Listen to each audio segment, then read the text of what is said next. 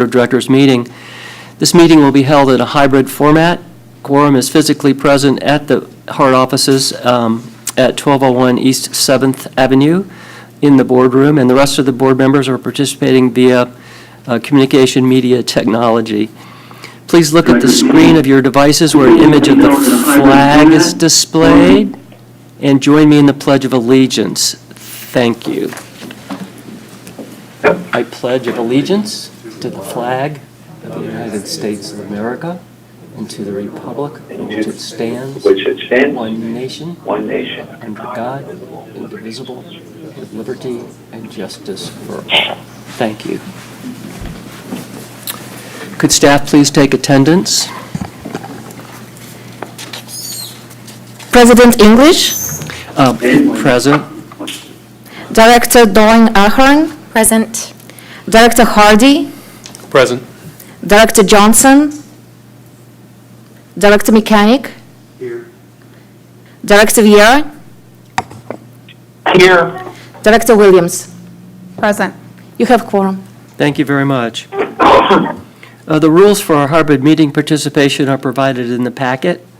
The next agenda item is approval of minutes from July the 21st, 2021 regular Board of Directors hybrid meeting. Are there any additions, deletions, or corrections to those minutes? Hearing none, may I have a motion for approval? I motion to approve. We have a motion from Ms. Ahern and a second from Ms. Williams. All in favor say aye. Aye. Aye. Opposed say nay. Thank you. Public input. Is there anyone pre-registered who wishes to comment today? Seeing no one, we'll move on. The next is a discussion item. It is I'm sorry. Point of order, you do need with regard to... Speak up, Dave, and make sure your mic's on. Can you hear me?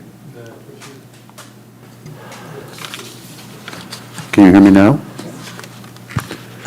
Just a point of order, you need to poll the virtual members who are voting virtually, just to make sure. I really can't hear you, David. Huh. All right, how's this? Better. Better, all right. So a point of order, because it's a virtual meeting, you need to take a poll of the members so that we know exactly how they voted. All right. Could you let us know how everyone voted, please? Absolutely. So the motion by Director Ahern and seconded by Director Williams was to approve meeting minutes from July 21st, 2021 regular Board of Directors meeting. President English, Yes. Director Ahern, Yes. Director Hardy, Yes. Director Mechanic, Yes. Director Vieira, Yes. Director Williams. Yes. Thank you. Motion Thank you. passes. Thank you. Thank you. Thank you, Mr. Smoker. Well, Actually, our next item of discussion is the THS General Counsel representation. Mr. Smoker, why don't you kind of bring us up to date on your situation, what happened, and where we are today, please? I would be happy to. Can everyone hear me? Okay. As Mr. English has told you, I am no longer with the former Smolker, Bartlett, Loeb, Hines, and Shepard firm. Essentially, I would say that we were heading in different directions in terms of my practice of law. Their firm had evolved in an area that wasn't really consistent with my niche. And so the bottom line is that I'm no longer with the firm.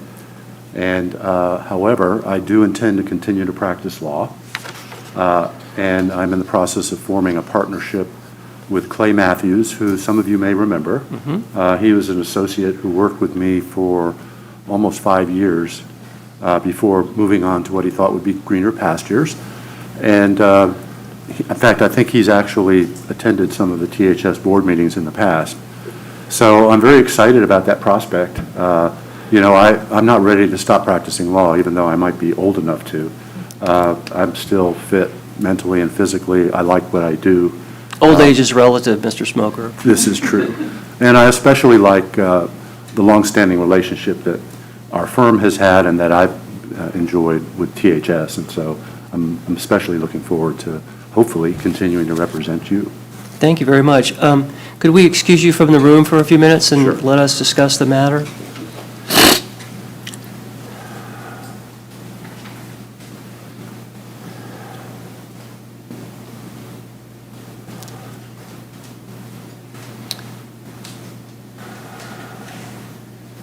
So I think you all received an email from me a couple weeks ago. David called me and told me what had happened, and it actually was a little abrupt. It happened to him while he was on vacation, which is unpleasant, but he's dealt with it. And I signed the form and returned it to his former firm that allows all of the records of Tampa Historic Streetcar to be transferred to David Smolker. In the event that we do not choose to keep him as our general counsel, he will transfer those files to whomever our legal counsel would be. Just as a matter of background, Mr. Smoker's firm, his previous firm was Brickelmeyer, Smoker, and Bulbus. We hired them as our general counsel shortly after we incorporated. Mr. Mechanic and I were both there at the time. And Dick Schlosser, a partner in that firm, represented us for 12 years until his untimely death, at which time Mr. Smoker took over. He left that firm and formed Smoker Bartlett, which he's just left. So we have had the same legal counsel since we started for almost 20 years. I've always been very pleased with his legal astuteness and his attention to detail, and so why don't I let you ask questions and see what you all think before I give you a suggestion? May I, before you start may. the conversation? So I just wanted to point out that the Federal Transit Administration requires all transit agencies, our facilities, and our vehicles that everyone wears a mask. So we're going to pass out masks for those who may not have them, but I just wanted to share that with you and just make sure we're compliant since we are live and this is on YouTube. I don't want us to get any, issues with FTA. Thank you. So any questions about David Smoker? Any thoughts? David, you've known him as long as I have. Do you want to add anything? Sure. I mean, I think David has done a fine job, and I don't see any reason why we would change at this point in time. So if nobody has anything else to say, I'll move that we retain David in his current capacity to continue representing THFs. Thank you. That's a motion. So we have a motion for Mr. Mechanic. Second. We have a second for Mr. Hardy. Any other comments or questions? I've just always felt that he's been very judicious with our time and everything. Most things have always ended in our favor. He's been very cautious, so I think he's a great person to represent us. Yes, and I didn't feel like I needed to mention it, but, I don't know what his normal hourly rate is, but it's probably huge. But the hourly rate that they've been charging us is hugely reduced, and always has been. And I don't even think they bill all the hours that they spend. So, okay, we have a motion and a second. Any further discussion? If not, roll call vote, please. President English, Yes. Director Ahern, Yes. Director Hardy, Yes. Director Mechanic, Yes. Director Vieira, Yes. Director Williams. Yes. Motion passes unanimously. Thank you very much. Could someone go grab Mr. Smoker? Mr. Smoker, you can go back on in.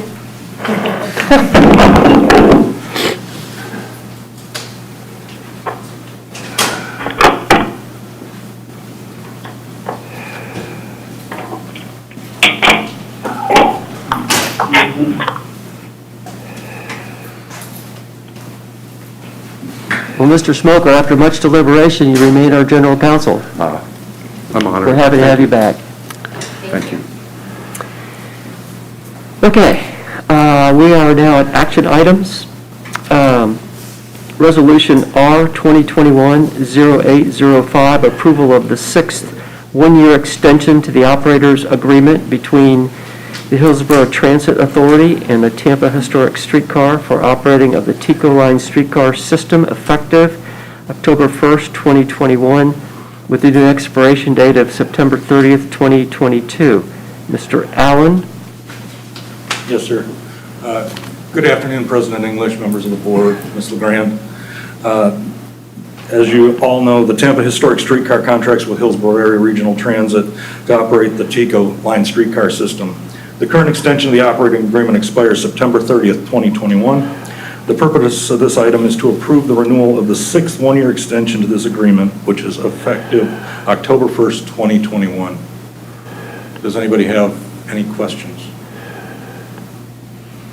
Hearing none, may I have a motion, please? Motion to approve.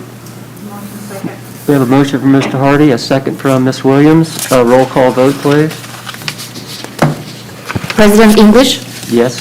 Director Ahern, yes. Director Hardy, Yes. Director Mechanic, Yes. Director Viera, Yes. Director Williams. Yes. Motion passes unanimously. Thank you. Agenda item 5B, Resolution R 2021-0806, approval of the proposed fiscal year 2022 HART annual streetcar operations budget in the amount of $2,810,000. Yes, ma'am. Yes, good afternoon, President English, and members of the board, and Ms. LeGrand. Yes, we presented the last time on July 21st at the board meeting. I presented to the board the fiscal year 22 HART and THS tentative budget. So annually, the HART is required by the operators agreement to issue a HART annual streetcar operations budget. This budget requires approval by the Tampa Historic Streetcar, Inc., Board of Directors, the City of Tampa Council, and HART Board of Directors. So here we have the action item number 5B for your consideration. Thank you, Ms. Caceres. Are there any questions? Hearing none, may I have a motion, please? A motion to approve the budget. So moved, Viera. We have a motion from Ms. Ahern and a second from, Oh, Viera, Councilman Viera. Councilman Viera. So nice to have you with us today. How are you? I'm fine, please. A roll call vote? President English, Yes. Director Ahern, Yes. Director Hardy, Yes. Director Mechanic, Yes. Director Viera, Yes. Director Williams. Yes. Motion passes unanimously. Thank you. Agenda item 5C, Resolution R 2021-0807, approval of proposed fiscal year 2022 Tampa Historic Streetcar, Inc., THS, annual corporate budget in the amount of $1,161,481. Ms. Caceres? Yes, thank you, President English. Well, every year, the Tampa Historic Streetcar Board of Directors is required to review and approve a Tampa Historic Streetcar annual corporate budget. And today, before you is that action number 5C. And I ask that you consider this action item. Thank you. Are there any questions? Hearing none, may I have a motion, please? A motion to approve. Second. We have a motion from Ms. Ahern and a second from Ms. Williams. All in favor, say aye. Oh, roll call vote, please. President English, Yes. Director Ahern, Yes. Director Hardy, Yes. Director Mechanic, Yes. Director Viera, Yes. Director Williams. Yes. Motion passes unanimously. Thank you. The next item on our agenda is the streetcar system performance report for July 2021. Mr. Allen? Good afternoon again. Brian Allen, Director of Streetcar Operations. I wanted to start out my report this month with a rather incredible ridership number for July. For July, our ridership was 101,555, Wow. which I think that is the first time we've ever broke the six-digit marks for ridership. Of that, 5,985 was 4th of July, Boom by the Bay. So also a really good number.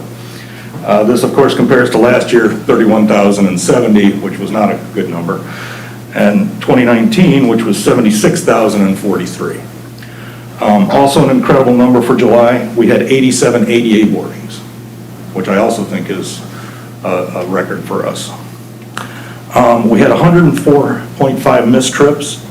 These missed trips were caused by Tropical Storm Elsa, which accounted for 78.25 missed trips. Shortage of operators, 14.75 missed trips.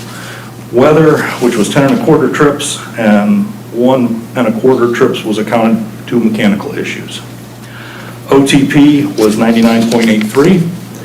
We had one crossing accident, which happened at Beneficial Drive on July 27th, when a car turned in front of the Streetcar 436. Nobody was injured. The streetcar received minor damage, and the driver of the vehicle was cited in the accident for careless driving. We had 2 incidents in the month.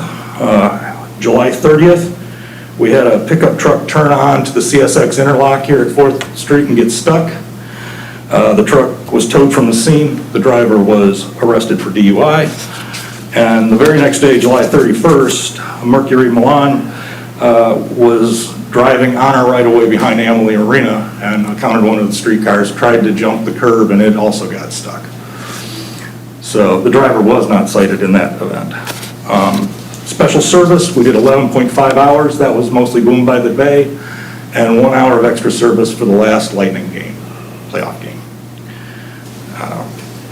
And finally, we are down a streetcar facility maintenance tech, a maintenance supervisor, and currently 3 motormen. So we are hiring for those positions. And as far as our infrastructure goes, on the 30th of July, Streetcar 432 returned from rebuild at Gamaico, and Streetcar 430 left for Gamaico. So the next cars coming back, or the last 2 cars coming back, should come back around Thanksgiving and then the middle of February next year. So, and if anybody's interested at all in seeing 432, she's downstairs, and I will happily show it to you after the meeting. So, does anybody have any questions for me? I do.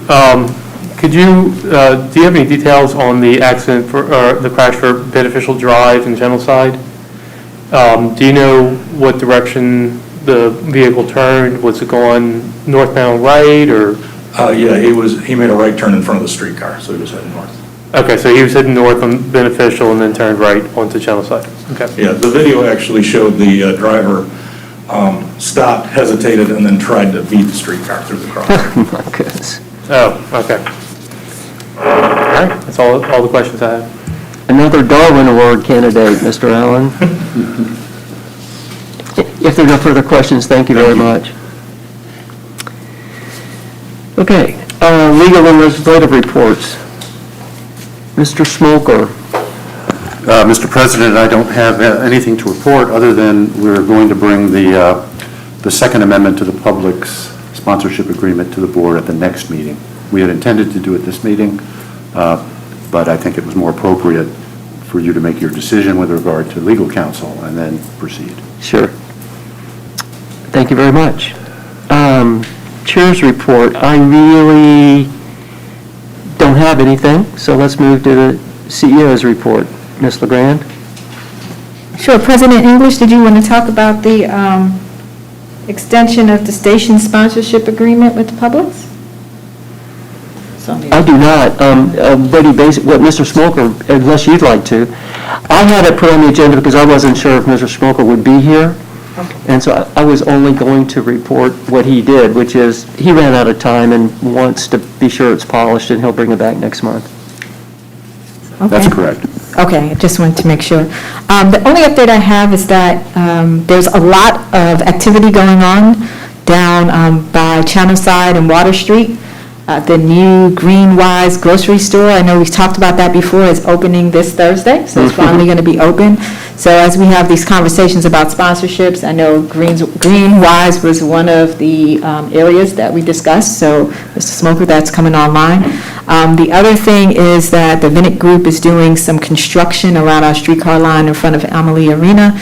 They did send us a request for support for what they're doing, so what we do is share that with you. I just got that letter of support today, or the request for it, and they're looking for us to just support what they're doing as it relates to the beautification around the streetcar and creating the barrier to make it safer. So I think that's great that they are doing that and partnering with us, and if we can share a letter of support, not only from HART, but from the THS, that would be really great. So those are my two updates, and I'll make sure staff sends you the official request from the Vinnet Group. Great, thank you so much. Mr. Chairman, that, what Ms. LeGrand just reported reminded me, I did have a question from Mr. Smoker. Have you had any further discussions about naming rights for the stop adjacent to the arena? I have not, but that is something that we need to pursue. If you'll recall, we had been in discussions with someone else about who we believe would essentially have the rights of sponsorship up through January of 2022. And so I think we were planning on initiating any additional agreements with Publix after that point in time, but we certainly can start talking to them about it now. Yeah, I mean, that sounds like it's going to be another ripe opportunity for us, so. Right, and I think we also wanted to perhaps to touch base with the Vinnet Group or the owners of Amalie and find out whether they may have an interest. Right, absolutely, thank you. Thanks, David. It's time for Tyler's marketing report. Mr. Rowland, and you might want, if you have any other light to shed on that question. Good afternoon, Board. President English, Ms. LeGrand.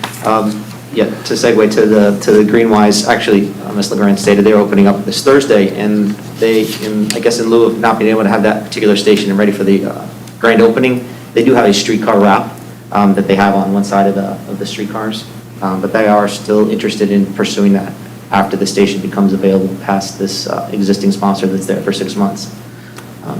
So we're continuing to have those conversations. We're also reaching out to the Rays and the Lightning. I've actually reached out to SPP, who 2 years ago recently had inquired with sponsorships on a couple of stations, so I'm trying to re-engage that conversation with them as well. That's great. Yeah, that's good. That's all, seems like good news. Yeah, we're moving forward, and as Brian said, ridership's up, so this is a great opportunity. We're using that great ridership number to kind of leverage that particular piece. So. Cool. So from the advertising perspective, the THS guarantee year-to-date is $86,250. One of the newest advertisers out there right now in July is Joby Water.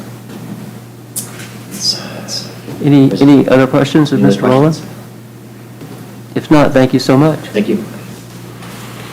Okay, that brings us to compliance reports. Marketing report and the City of Tampa financial statements are in your packet. Old business. In section 12 of your packet, you can find a response to board member request regarding FY 2022 budget. Director Williams asked for details of what has changed in the 2022 budget from previous presentations and requested a report that shows the differences in the numbers. Is that something that someone on a HART staff is prepared to answer, or have you already gotten the information you needed? I have received the information. I actually received it immediately after our last meeting. I received the information immediately after our last meeting, so I didn't. There was no other action required at the time. So you're good? Yes. Okay, good. Thank you. Okay, is there any new business to come before us? Yes. Yes, I was hoping, the Downtown Partnership is hosting the IDA International Development or the International Downtown Association at the Convention Center, and they would like to use a streetcar for about 3 hours for charter. Is that something that we could approve here? Can you speak up, please? Could we approve the Downtown Partnership utilizing the streetcar for the International Downtown Association event? Is that something that we could offer to them since they were so generous in the last month or so? What is that? What's the protocol for that? Does everybody understand the IDA is the international organization that the Downtown Partnership belongs to? In its membership includes downtown development authorities and nonprofits like the Downtown Partnership from around the country, and they're coming to Tampa in October. So their staff contacted Abby and I separately, and we made it clear we couldn't discuss it except with you all. They're the people I mentioned today, Mr. Allen, who are interested in a charter. I think you're asking if we're interested in giving them any financial break on it. I would open it up to everyone. It makes me a little uncomfortable, honestly. We do waive our fees for the Winter Village Express, but the idea is like any other conference that comes to town, and I'm afraid if we start waiving fees for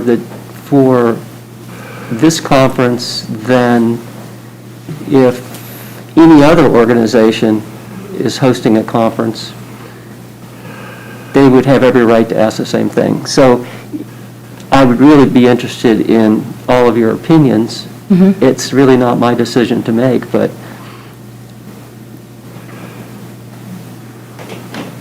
if we're not talking about a week, we're talking about 3 hours, I think.